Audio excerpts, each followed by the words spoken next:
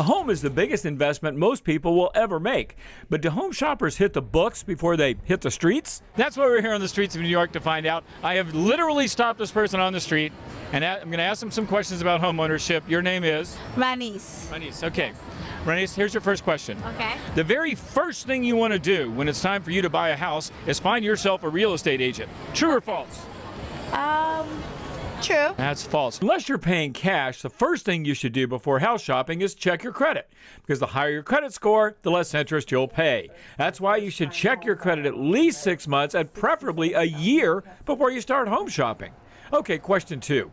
A mortgage APR, which stands for annualized percentage rate, is almost always higher than the interest rate. APR is higher than interest rate. That's true or false? That's false. Unfortunately, that's true. The reason why is because the APR often has fees built into it, whereas the interest rate doesn't. So that's what makes the APR a little higher, and that's why you should always compare APRs and not just rates. Now, your last question. As long as you're planning on staying put for at least 2 years, you're always better off buying a house than renting. Is that true or false?